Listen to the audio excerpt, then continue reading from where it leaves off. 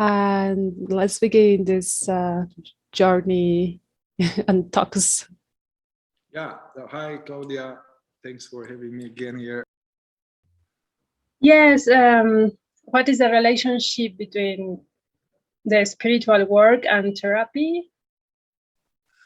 Well, okay. I think it's good to define some terms here. What is usually referred to spiritual work and what is referred to therapeutical work. And, you know, like you, I came initially focused on so-called spiritual work. And so usually what's called as spiritual work is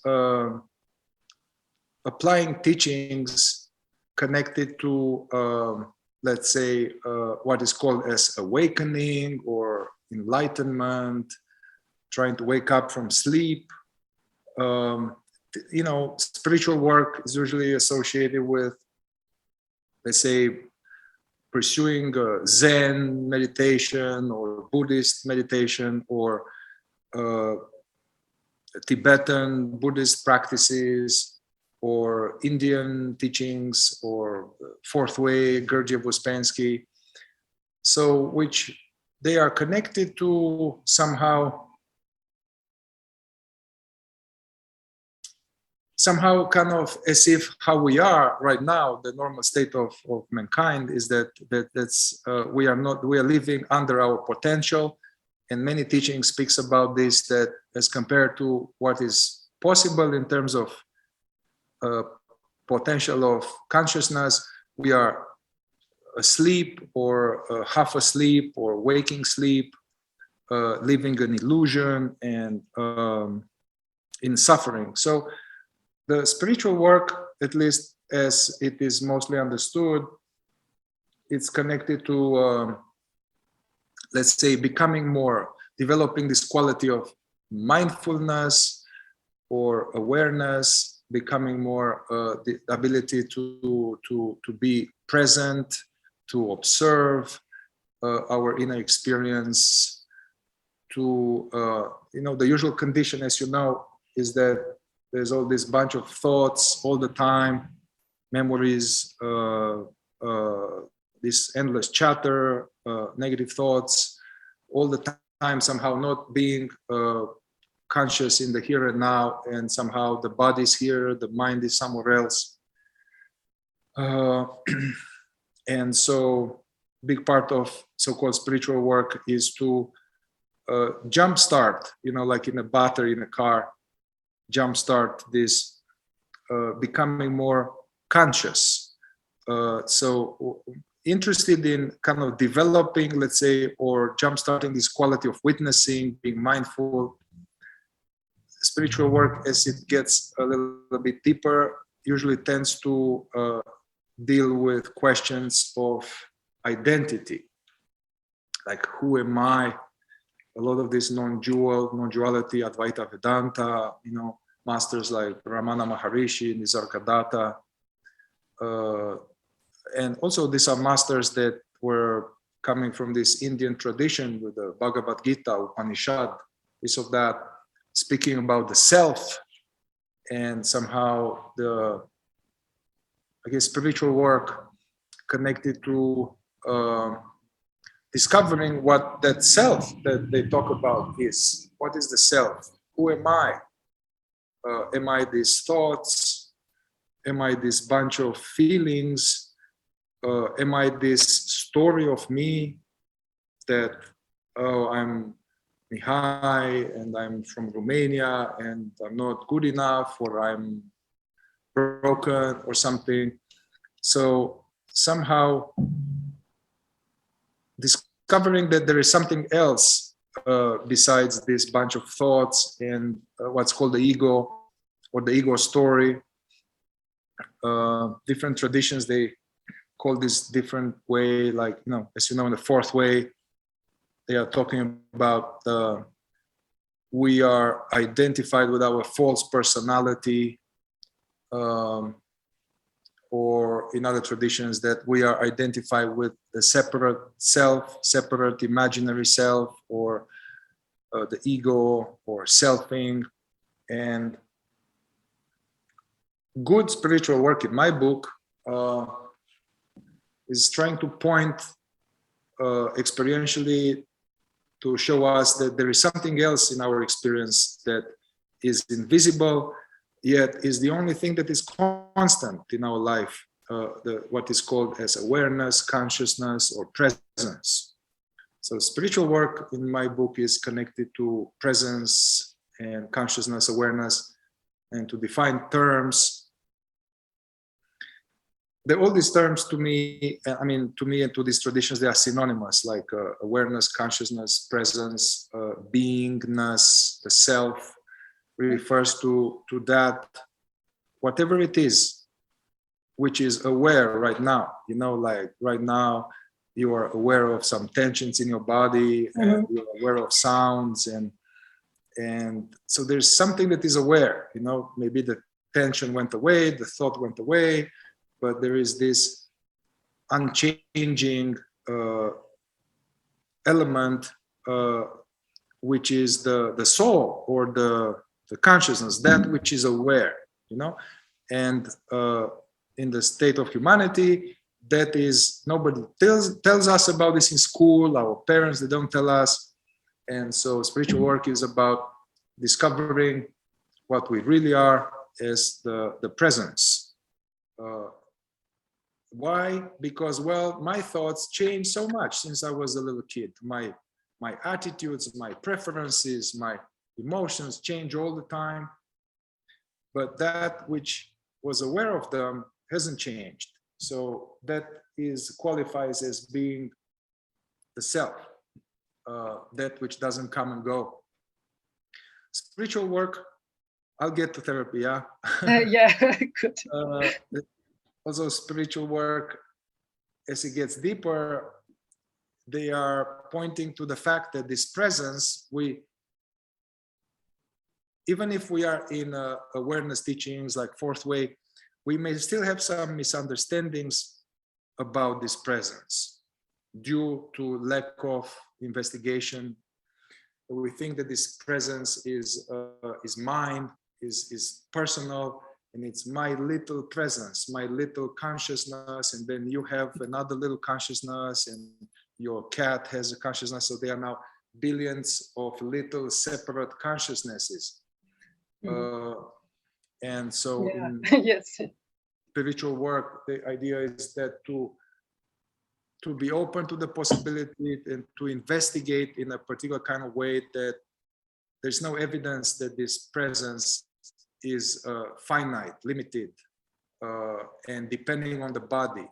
I think that's what we inherited in a modern scientific paradigm, that consciousness is a product of the brain. So if the brain, you are hit by a truck, the brain stops, consciousness stops. So then this sense of fear, and sense of lack from the belief that what we are, or this presence, is limited and perishable.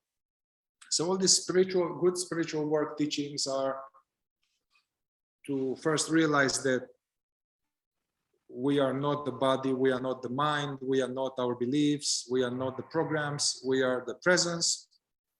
Next step is to realize that this presence might not be limited, might not be personal, and might not be perishable, and might be immortal, and never affected by anything. So by being immortal, you say immortal? Immortal, yeah. Immortal, like, yeah. So it seems like great masters that we study various traditions, they point to this, and to some degree they verify that, and that all those verifications of what I said, they bring about an ending of some type of suffering, lack, fear. So that's the spiritual work. That's how I look at spiritual work. Although these days, I live in a new agey town with a lot of beautiful people, artsy, hippie. now other people can think spiritual work is being more positive or you know, anyway, so there can be all kind of other interpretations of spiritual work, but I stick to my guns that what I understand is spiritual work, consciousness work is connected to what I said before. And now therapy work, and you know, I don't know, I believed, due to ignorance and due to what I've seen, I believe that therapy is bullshit as compared to spiritual work. I consider the spiritual work is like so much higher, and therapy is some kind of mental mind reorganization, or yeah, and a lot of therapy work is like that.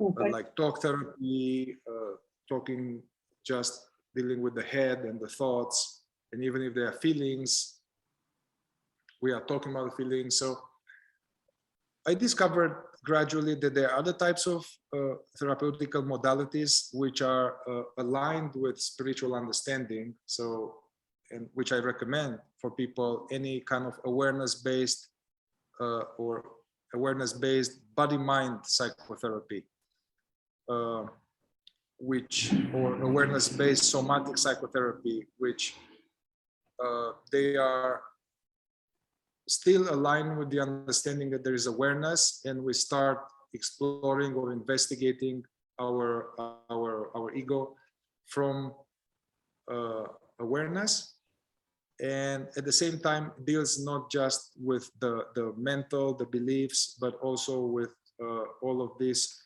feelings. The feelings are in the body, sensations, all of this loneliness, sadness, stress, all of these are some energies in the body, in the muscles, in the organs. And yeah, so I'm talking now about this kind of therapeutical modalities, awareness-based somatic psychotherapy, where they treat, the understanding is that the mind and the body are one, which is unusual in our society at this point, because it still is it seems like the body and the mind are separate, but even scientifically, it doesn't seem to be like that. So this is what I understand by therapeutical modalities. So your question was? What is the relationship between Yeah. both? The relationship, my understanding is that they need each other. They need each other. Because from my experience and seeing many people who are seriously on the spiritual path, you know, they've been dedicated, meditating, monks, Zen monks, whatever, they are going deep into this awareness, presence, pursuing mindfulness, pursuing the answers to who am I, and they have certain glimpses, like verifications of that. They have a certain some relief from certain sufferings and all of that, but there is a whole chunk of things which this spiritual work don't address, and this is the things connected to trauma, what happened to us, either event trauma or developmental trauma, meaning, like, you know, like a trauma could be there's something terrible happened, there's a war, or I've been abused some way, emotionally, psychologically, sexually, physically. And also developmental trauma could be that, well, I lived with a parent who was critical and harsh, or absent, or unstable, or they were fighting all the time, or there was an addiction. So having raised by such a figure, it's like death by 1,000 cuts. There are many hurts, and there's been a traumatic relationship. That's kind of called developmental trauma. We had a lot of suffering in a period when we're developing as a kid. So what I noticed that just consciousness or presence or awareness work can bypass in an attempt to transcend, to reach the ultimate. We are bypassing and avoiding a lot of psychological pain, a lot of psychological somatic pain, and this psychological somatic pain, all that happened to us, create our ego, actually create all of these beliefs of not good enough, of I can't trust people, I can't trust men, I can't let someone into my heart, I can't be real, I have to hide.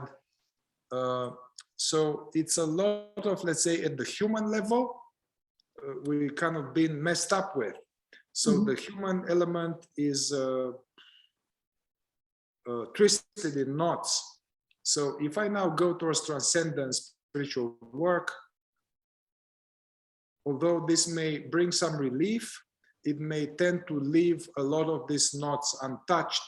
And then, even if we have some deep verification about that, about this deep stuff, we still have a lot of suffering.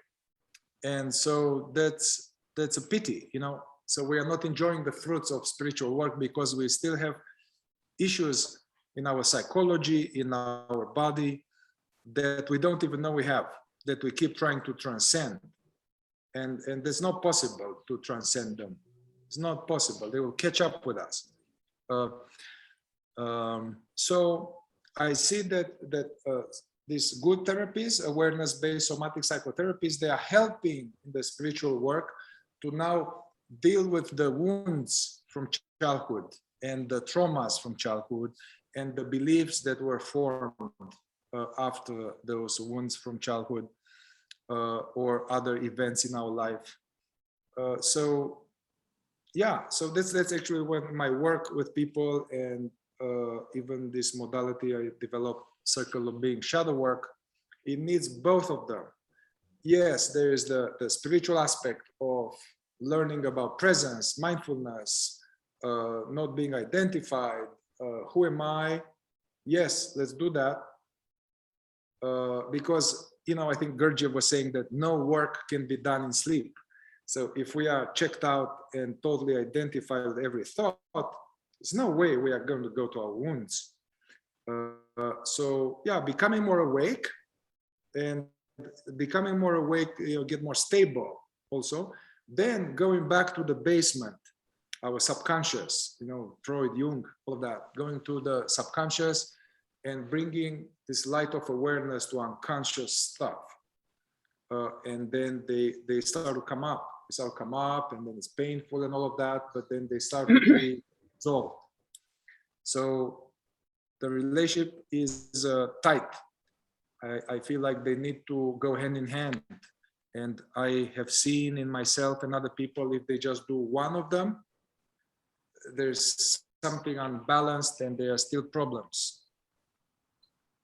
Okay, so, but I still have a doubt there, because, I mean, if you are doing four-way, like Ouspensky, yes, he have this book that say Psychology of the Possible Evolution or something like this, where he say that human being is many eyes, yes, it's divided in, I don't know, 10,000 eyes. Well, he didn't say like this, but he said many eyes.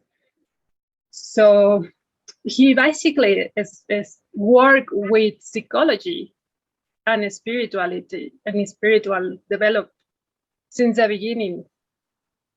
So he have tools there for people to work with fear, with vanity, with all these kind of traumas that we have from childhood.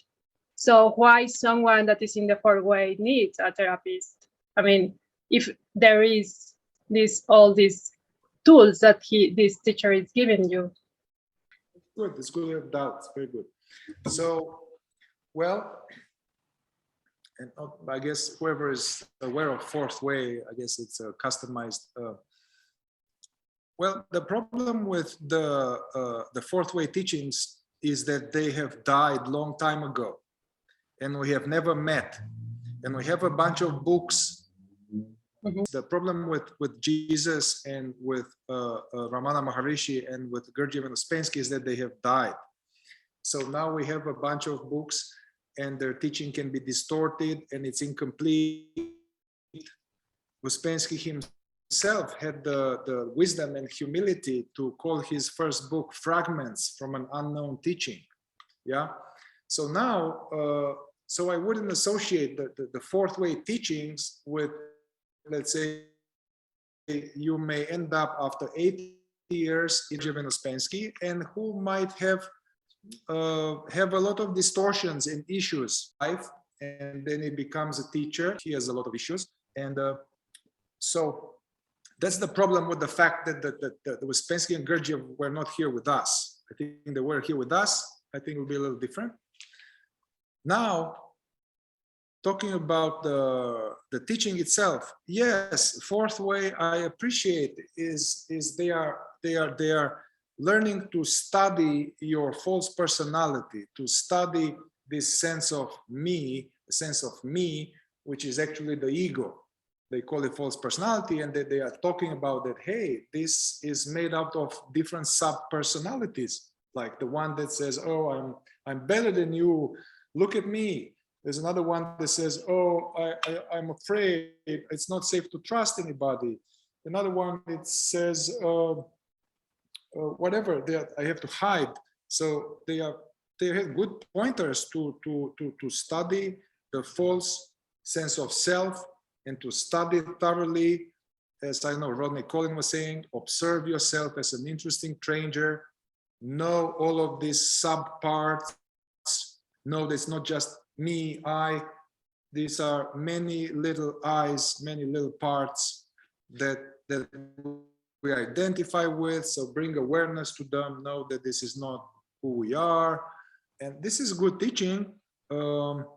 Now, it doesn't deal with trauma. At least the books, they speak more like, because this fear and vanity, this is what's on top, what you're aware of. But fear, vanity, lack of self-worth, distrust, self-pity, all of that, this is the flowers of something that happened earlier. Somebody shamed us, somebody beat us, somebody told us you are stupid, you are bad, shut the fuck up.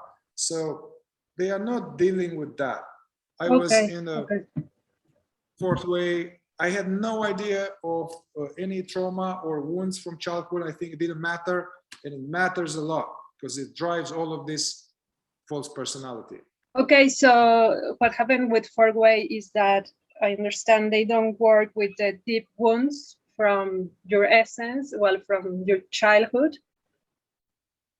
And for this reason, it's good to correlate, yes, therapist and, well, and spiritual work.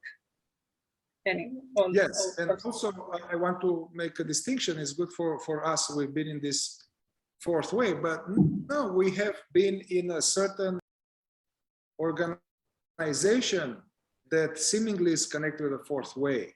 The teachers have died. So what, you may be in an organization that may be a cult. We can talk about this later. You know, it's good to, when I was in that cult, which was a fourth way front, I needed to leave it, and then I needed to go back, and I went back to the teachings later and start to differentiate between the distorted cult-like aspects of the teaching, which were the distortion, yeah, and then the actual true teaching. So I started to clean up the thing. And once again, it's tricky because we can't ask Gurdjieff something. Yes. You can ask him, and then if you remember, both of them, when Ouspensky died, he said that I abandoned the system. I abandoned the system. You need to let it go. You need to create it all in oneself now. Gurdjieff died.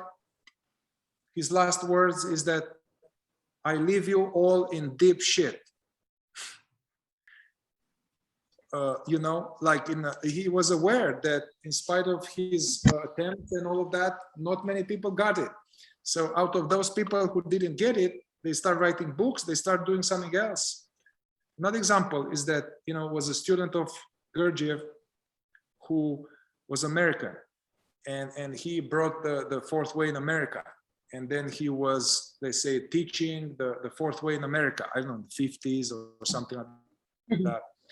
And then that guy, that gentleman, at some point invited Gurdjieff, said, hey, come here. These are the fourth way students. I'm teaching, you're teaching, and all of that. I don't know, his name was Courage or something. I may be wrong. Anyway, Gurdjieff comes, he sees the guy, and he sees his students, and he says, this is nothing to do with what I'm doing. Oh my gosh. This is not what I'm teaching. And then he even asked the guy publicly to sign a letter that he gives up being a teacher, and he's like, you know, so you can see with the teaching of Jesus Christ, which what we have, like, if you put all the words of Jesus, it will be like 10 pages of Word document. And I don't know what was the full teaching, and what happened is that now you get to these crusades, you get to this, how do you call that? The Spanish Inquisition, holy wars, shame, go to hell, and you pay this money now to pay your debts. To, you know, this is nothing to do with Jesus. You can see how it got distorted to the point that it's like harmful. Now with Gurdjieff and Ouspensky, you know, just 80, 90 years pass and still a lot of distortion, you know. This psychotherapy, majority of psychotherapy, I think, is done from the mind, from people who are in the mind, who are unhappy, meaning that they are not aware of presence. And that can be helpful. I mean, okay, some bad thing happened, I'm sad and depressed, and I can go to somebody and it can help me. It can alleviate some of my suffering a little bit. But we are now talking about awakening, about discovering the source of happiness and peace and stability.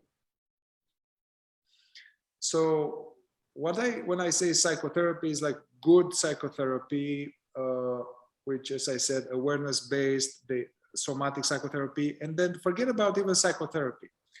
This kind of psychotherapy is useful for processing the subconscious, which is hidden, the unconscious, the wounds, the traumas, the deficiency stories. So what I'm saying is that presence work, meditation work, be here and now kind of work needs to be combined with going into the basement with the skeletons and bringing them to the light of awareness. Yeah, they are spiritual teachings that address that too. Some, not many. So. Yes, thank you. But I am very stubborn in this topic because I have been in different schools, spiritual schools, that say you should not look to your body. Because your body is nothing to be with Baba or with the light, yes? So you just have to believe in the supreme light and to place all your thoughts in a positive mind and never go to look your shadows or go to look your negative things, because then you are going to become that. This kind of stuff are dangerous. You can get sick and get cancer and all kind of diseases, and this positive thinking, just staying positive. So basically, I feel sad, I feel afraid, I feel hopeless, and then I'm trying to say, oh, I am. It's just focusing on positive, you know, putting some positive thoughts. The conscious mind has much less power than the unconscious mind. And so this way, this creates emotional repression. This creates some more internal warfare, and it's not going to work. And yeah, so these are dangerous teachings. No, if you want to really find and stay in the light.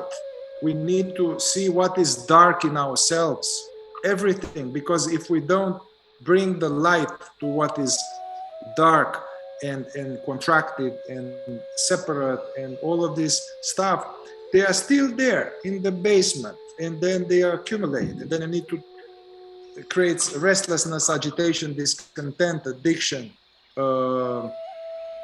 Yeah, so these are some dangerous, distorted teachings. Okay.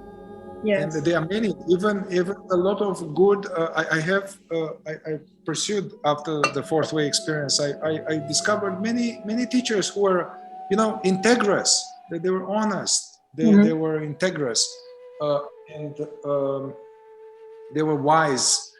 And even some of them, they will say things like, "Hey, if it doesn't come up, the suffering, don't look for it. Don't, because you're going to be lost in it. Just stay with the presence and all of that."